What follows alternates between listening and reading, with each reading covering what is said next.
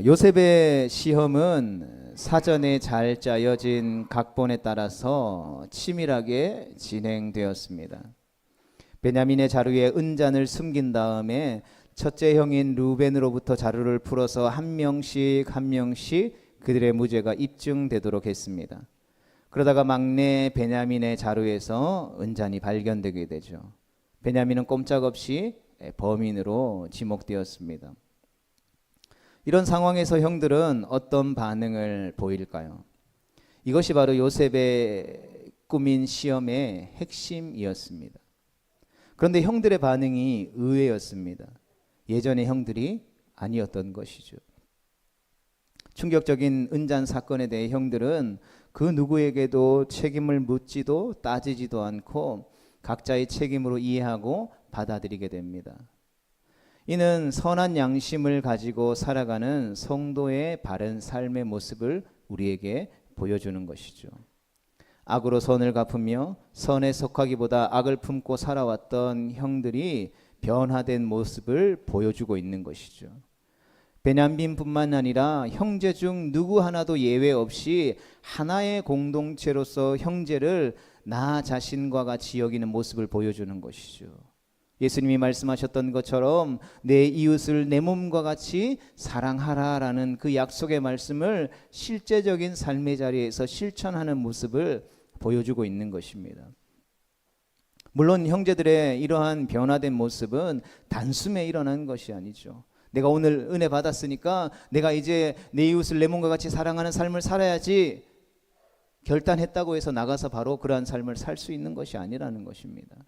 하나님께서 형들을 이끌어 오신 삶의 수많은 순간순간들, 넘어지고 다시 일어서고 넘어지고 다시 일어서고, 예배할 때, 말씀을 묵상할 때, 찬양할 때에 하나님께서 은혜 주시고, 기도할 때에 능력 주셔서 다시금 그 선한 삶을 향하여서 믿음의 선한 싸움을 싸워가는 그 많은 순간순간들이 모여서 오늘 그 변화의 정점을 찍는 것이죠. 오늘 우리가 이러한 교회가 됩시다, 이러한 삶을 삽시다 선포했다고 해서 당장 이 예배당 문을 나가는 순간부터 그러한 삶을 우리가 살 수 있는 것이 아니라는 것이죠. 그러한 삶을 결단했다면 우리에게는 지루하고도 피 흘리기까지 애쓰고 수고하는 믿음의 선한 싸움이 기다리고 있다는 것을 우리는 반드시 기억해야 하는 것입니다. 요셉이 어찌하여 이런 일을 행하였느냐라는 질문에 그들은 결백을 주장하게 되죠. 그리고 그들은 이런 일은 결단코 하지 않았습니다라고 고백을 하고 이 모든 일을 쭉 둘러봤더니 그 배후에서 일하고 계시는 하나님의 통치하심이 있음을 깨닫게 되어지더라는 것이죠. 따라서 요셉이 형들에게 물었던 어찌하여 이런 일을 행하였느냐라고 하는 이 질문은 단순히 은잔을 훔친 것에 대한 일을 물어보는 것이 아니었다라는 것을 우리는 알 수 있게 되는 것이죠. 형들은 애굽에 내려오는 그 일련의 과정들, 그 애굽 땅에서 마주오게 되는 그 반복되어져서 일어나는 그 모든 일들이 이제 하나로 연결되어져서 일어나고 있는 일이라는 것을 이제 깨닫게 된 것입니다. 하나님께서 종들의 죄악을 찾아내시고 그것을 들춰내시며 깨닫게 하시고 돌아보도록 하는 변화된 삶을 살도록 역사하는 손길이라는 것을 깨닫게 되더라는 것이죠. 하나님께서 요셉을 통해서 형들의 죄를 어찌하여 이런 일을 행하였느냐로 물으신 것처럼 오늘 예배하는 우리의 심령 가운데 성령 하나님께서 다시금 물으시는 것입니다. 또한 우리의 은밀한 죄를 찾고 계심을 우리는 기억해야 할 것입니다. 사람과 사람과의 관계 속에서 일어난 죄, 생업의 현장, 일터의 현장에서 일어나는 죄들, 또 아무도 모르는 나 자신만의 은밀한 죄 등을 우리에게 물으시는 것이죠. 그리고 그렇게 물으시는 그 물음 앞에 드러난 죄를 회개함으로 계속해서 변화된 삶을 살 것을 우리에게 요구하고 있는 것입니다. 그러나 이러한 일련의 일들은 단순히 들춰서 까발려서 모욕감을 주고 추궁하는 것이 아니라는 것을 우리는 반드시 기억해야 하는 것입니다. 요셉이 형들에게 베냐민만 종이 되어야 한다라고 집요하게 요구했던 것을 통해서 형들이 요셉에게 했던 지난 과거의 모습이 생각나게 하셨던 것처럼 우리가 변화된 인생으로 예수님을 믿는 그리스도인의 삶으로 용서받은 자로 살아가게 하기 위함이라는 것을 우리는 반드시 기억할 수 있어야 하는 것이죠. 그러므로 우리는 계속해서 살펴보고 있는 창세기에 나오는 요셉과 그의 형들의 모습을 통해서 우리 자신의 모습을 살펴보고 비추어 볼 수 있어야 하는 것입니다. 그래서 하나님께서 그 요셉의 형들의 죄악을 어떻게 밝히시는지, 그리고 밝혀진 죄가 있을 때에 우리는 어떻게 행동해야 하는지, 그것을 깨닫고 돌이키는 은혜의 시간들이 되어질 수 있기를 주님의 이름으로 축복합니다. 은잔 사건에서 형들의 마음을 한마디로 표현하자면 억울함일 것입니다. 청지기가 44장 4절에서 너희가 어찌 선을 악으로 갚느냐, 너희가 이같이 하니 악하도다 라고 그들을 평할 때에 그들이 대답하기를 내 주여 어찌 이렇게 말씀하십니까? 당신의 종들이 이런 일을 결단코 행하지 아니했습니다 라고 억울함을 7절에서 표시하게 되죠. 그리고 요셉을 만나는 그 자리에서 다시 한 번 더 너희가 어찌하여 이런 일을 행하였느냐라고 추궁하게 되자 유다가 대표해서 무슨 설명을 하오리까? 우리가 어떻게 우리의 정직함을 나타내리까라고 16절에서 고백하게 되죠. 여러분, 기가 막히고 억울했지 않았을까요? 그러나 돌이켜보면 오늘만의 문제가 아니었습니다. 여러분, 기근이 시작되면서 먹을 것을 찾아서 요셉의 형들이 애굽에 도착한 이후에 그들의 삶은, 그들의 걸음은 억울함의 연속이었다라는 것이죠. 여러분, 우리가 부르신 삶의 자리에서 이 억울함을 만날 때에 억울함이 우리의 마음 가운데 밀려오면 감정은 걷잡을 수 없이 요동치게 되죠. 특별히 나는 그렇게 하지 않았는데, 나는 아무 관련이 없는데 어떤 나로 비롯된 오해가 바탕이 되면 죽을 맛이라는 것이죠. 원망이라는 것이 불을 지펴서 상황을 뒤집어 보게 만들고 입에서는 불평과 저주와 불만이 쏟아지게 되는 것이죠. 그래서 그 억울함으로 인해서 자기 주변의 사람들을 파괴하기 시작합니다. 관련된 사람들을 추궁하기도 하고 피해에 대한 대가가 예상되면 그 책임을 전가하는 일은 우리 인생에 있어서 다반사인 것이죠. 굳이 이것을 억울함으로 인한 결과라고 표현하지 않아서 뿐이지 우리의 삶에 늘 일어나는 일이라는 것이죠. 그리고 이것이 죄인된 인간의 본성이라는 것이죠. 뿐만 아니라 때로는 희생양을 찾아서 복수하기도 하고, 이런 일은 작은 일이든 큰 일이든 상관없는 것이죠. 오늘의 동지도 심지어 가족도 소용이 없는 것입니다. 내가 죽게 생겼는데 일단 살고 볼 일인 것이죠. 이처럼 억울함은 종종 우리의 이성적인 판단을 중지시키기 때문입니다. 형들의 억울함도 이와 유사하지 않았을까요? 여러분, 우리가 곰곰이 이 요셉과 그의 형제들의 이야기들을 쭉 다시금 생각해 봅시다. 그럼 억울한 사람은 요셉의 형들일까요? 아니면 요셉일까요? 여러분, 형들은 이 도둑이라고 하는 의심을 받을 뿐 책임을 지는 모습은 아직 나타나지 않은 상태입니다. 형들이 추궁을 받았지만 그에 따른 대가를 치른 적은 없다라는 것이죠. 지금 현재 누구도 노예가 되지 않았다라는 것이죠. 그리고 시므온이 붙잡혀 있기는 했지만 막 극한 대접을 받은 것도 아니었다라는 것이죠. 절망의 구렁텅이에 빠진 것은 아니라는 것입니다. 하지만 요셉은 어떻습니까? 17세의 노예로 팔려서 총리가 된 22년 동안 얼마나 억울한 삶을 살았겠습니까? 요셉은 총리가 되는 것보다 아버지의 집에서 가족과 함께 있는 것이 더 행복할 청소년이었습니다. 당시에 자신이 총리가 될 것이라고 생각이나 했겠습니까? 보민이 22년 후에 너 총리시켜 줄 테니까 요셉이 살았던 삶을 살으라고 하면 살을 수 있을까? 요셉은 22년의 세월 중에 절반 이상인 13년이라는 세월을 노예와 억울한 옥살이로 모함으로 일관된 삶을 살았다는 것이죠. 그런 면에서 볼 때 억울해도 요셉이 억울하지 사실 형들이 억울할 상황은 둘이 굳이 비교하자면 아니라는 것이죠. 그래서 하나님께서는 지금 형들에게 자신들이 당하는 억울함을 통해서 누구의 억울함을 보게 하시는 것입니까? 요셉의 억울함을 보도록 하신 것이죠.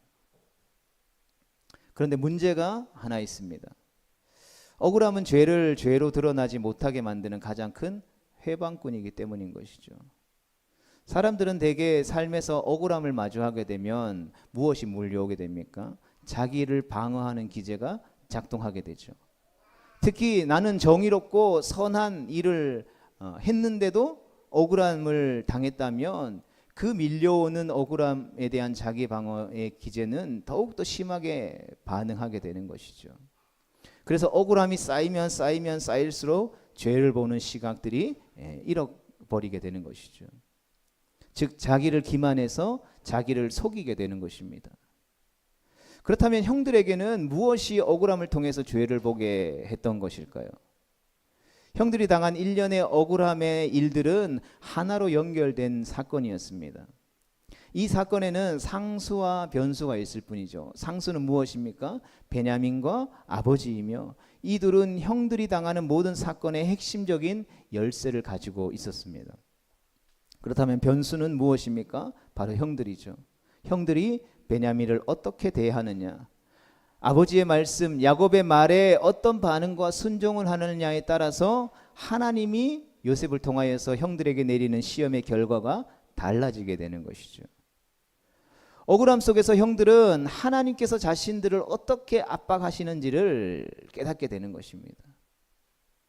그래서 모든 일을 돌아보니 지나온 세월 걸음들을 쭉 살펴봤더니 종들의 죄악을 찾아내신 하나님 당신의 뜻이었다라는 것을 이 형들이 보게 되더라는 것이죠. 따라서 요셉의 형들이 애굽에 처음 왔을 때에 창세기 42장에서 루벤의 고백과 오늘 본문 44장 16절에 우리와 이 잔이 발견되는 자가 다 내 주의 노예가 되겠나이다 라는 유다의 고백을 종합해 보면 애굽에서 일어나는 일련의 모든 사건들이 바로 그의 핏값을 치르는 일이었다라는 것이죠. 하나님께서는 형제들이 이 사실을 목도하도록 그들을 이끌고 있다라는 것이죠. 이제 형들은 억울함과 함께 등장하는 어떤 자기 방어, 자기 위로, 추궁, 복수, 희생양 찾기, 책임을 전가하는 일이 그들의 삶 가운데에 나타나지 않죠. 오히려 유다의 탄원을 통해서 자신들이 이 문제들을, 이 죄악들을 어떻게 보고 있는지를 자세히 설명해 주는 모습을 보게 됩니다. 형들은 절대 베냐민을 두고 갈 수 없었습니다. 따라서 유다는 지금 일어나는 일에 대해서 5가지로 탄원하게 되죠. 첫 번째로는 호의를 베풀어 달라는 것입니다. 이런 회개라고 하는 것은 철저한 돌이킴을 동반합니다. 그래서 먼저는 총리에 대한 존경과 자비에 근거하여 진지함을 가지고 말하고 총리가 자신들에게 베풀어 주었던 호의에 대한 감사를 표현하게 되죠. 그리고 두 번째로는 총리의 과거의 발언들을 기억해 달라고 말합니다. 그리고 자신들은 지금까지 총리가 말한 대로 늘 순종했다라는 것을 강조하게 되죠. 만나는 순간부터 억지로 고집부린 것은 당신이지 자신들이 아니라는 것을 분명히 하고 있는 것입니다. 그러면서 다시 한 번 더 우리는 처음부터 정탐꾼이 아니었다라고 고백하는 것이죠. 여러분, 이 말이 중요한 이유는 변명이나 무죄를 강조한 주장이 아니라 무엇을 강조하기 위한 말입니까? 그것은 바로 그들이 한 형제, 한 공동체, 한 가족이라는 것을 강조하기 위한 표현이었다라는 것이죠. 그리고 세 번째는 집에서 일어난 일은 다음과 같다라는 것을 본문 27절과 29절을 통해서 이야기하죠. 이는 총리 요셉이 보지 못한 부분이죠. 그러니까 총리의 요구에 대해서 우리 아버지는 고통스러웠고 그럼에도 불구하고 우리는 총리 당신이 요구한 요구에 따르기 위해서 최선을 다해서 당신의 명령을 수행하려고 했다라는 것을 탄원하는 것이죠.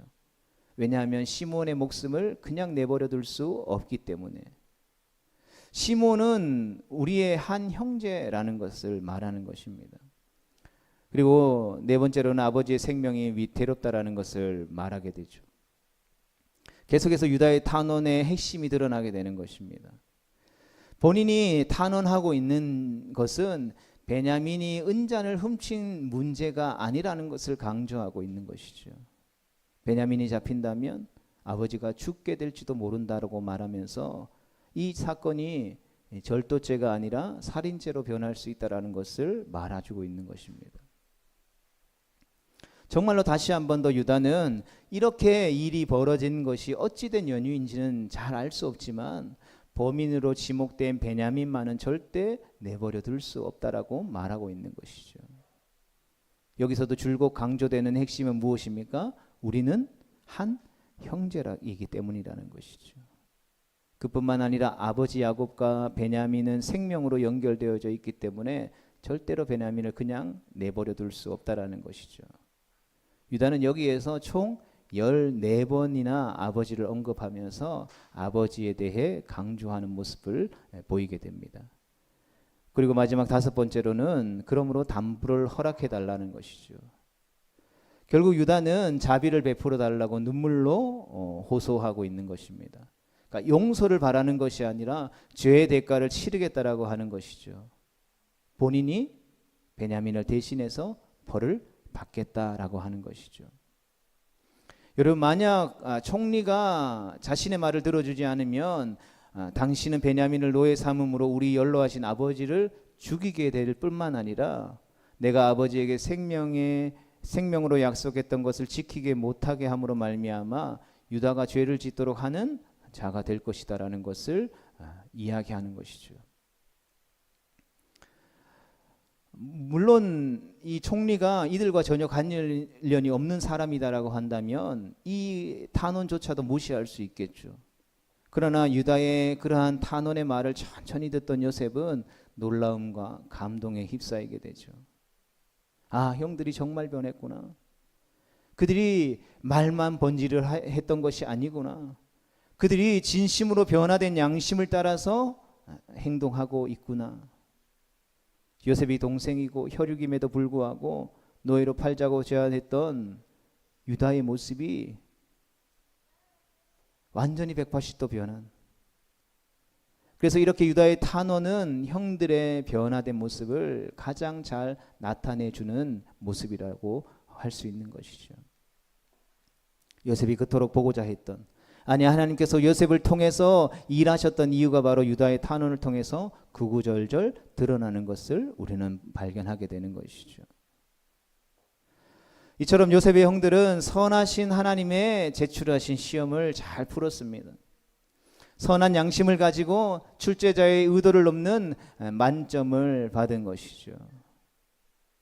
성도 여러분, 우리는 형들의 모습을 보면서 우리도 하나님의 시험을 잘 풀기 위해서는 반드시 우리를 부르신 삶의 자리 가운데에서 하나님의 훈련과 하나님의 양육의 과정이 반드시 필요하고 반드시 그것을 통과해야 한다라는 것을 확인하게 되어지는 것이죠.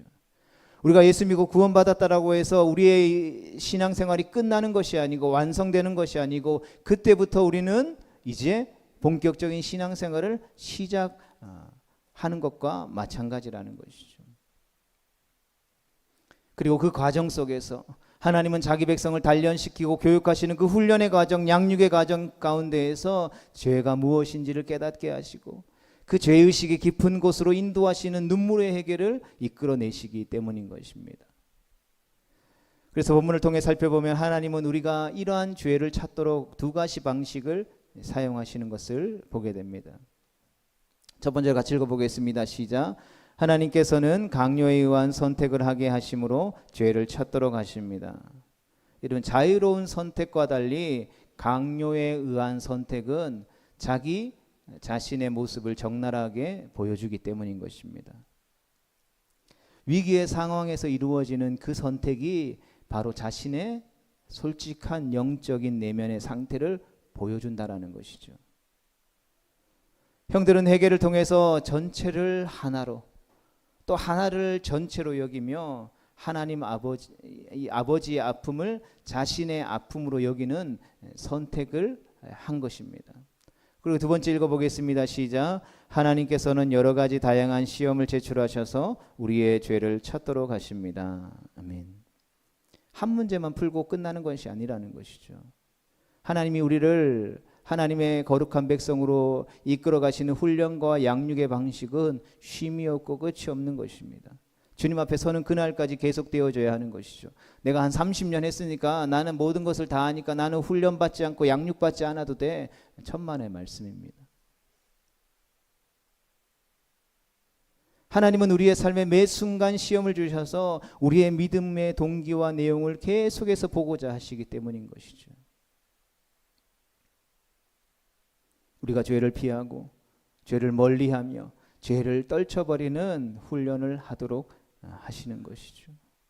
하나님께서 이스라엘 백성들을 출애굽시킨 이후에 그 불순종하는 이들을 광야에서 40년 동안 배회하게 하신 이유가 바로 여기에 있는 것이죠. 하나님께서는 우리의 죄를 찾으셔서 회개하도록 하시니 이 두 가지의 훈련은 하나님의 백성의 필수라는 것을 반드시 기억해야 하는 것입니다. 하나님께서는 우리가 시험지를 잘 풀어갈 때마다 신앙이 더욱더 성숙해지는 것을 보기를 원하십니다. 시험지를 잘 풀면 칭찬과 상급을 허락하셔서 기쁨과 평안으로 진정한 샬롬을 허락하시는 것이죠. 가장 중요한 것은 우리가 시험지를 풀 때에 하나님께서는 우리를 향한 자신의 오래 참음과 자비를 보여주신다라는 것을 기억하는 것입니다.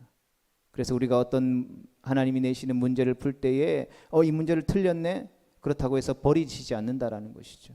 또 잘못 풀었거나 정답이 아니라고 해서 내 자녀가 아니라고 외면하지 않으신다라는 것입니다.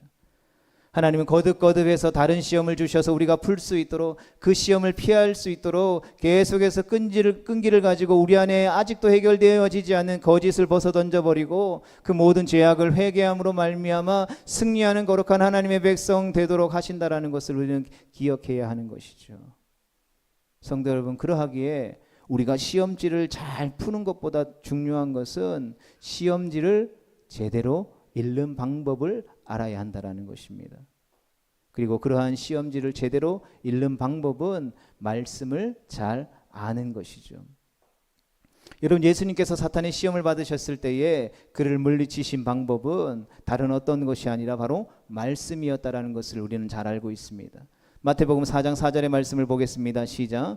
사람이 떡으로만 살 것이 아니요 하나님의 입으로부터 나오는 모든 말씀으로 살 것이라 하였느니라 하시니 아멘. 그리고 그러한 훈련의 과정에서 지치지 않기 위해서 그것을 감당하기 위해서 무엇보다도 기도가 필요하다라는 것을 마태복음 26장 41절에서 말씀하고 계시죠. 같이 봅니다. 시작. 시험에 들지 않게 깨어 기도하라. 마음에는 원이로되 육신이 약하도다. 아멘. 성도 여러분, 이렇게 말씀과 기도는 우리를 거룩하게 할 뿐만 아니라 하나님의 온전한 사람으로 자라나게 하는 영양분이 된다라는 것을 반드시 기억할 수 있어야 하는 것입니다. 아버지 야곱이 그 형들을 보내면서 했던 말씀과 기도가 그대로 이루어지는 것을 보게 되죠. 창세기 43장 14절 같이 봅니다. 시작.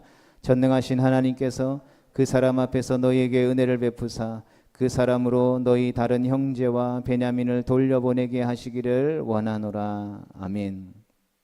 그리고 이 모든 과정에서 우리를 이끄시고 인도하시는 성령께서 주시는 은혜가 필요한 것이죠. 그 성령께서 주시는 감당할 수 있는 힘과 지혜와 용기를 주시는 은혜가 필요하다라는 것입니다. 성도들, 말씀을 정리하면서 바로 그 은혜가 오늘 예배함을 통해서 다시 한번 하나님의 통치하심 가운데에 우리의 삶을 드리며 말씀과 기도를 통해서 부르신 삶의 자리 가운데에서 죄를 들춰내실 뿐만 아니라 그것들을 제거하심으로 말미암아 그 죄를 이기고 승리하는 거룩한 하나님의 백성 되기로 다짐하며 결단하는 우리 모두에게 충만하게 임하게 되기를 주님의 이름으로 축복합니다.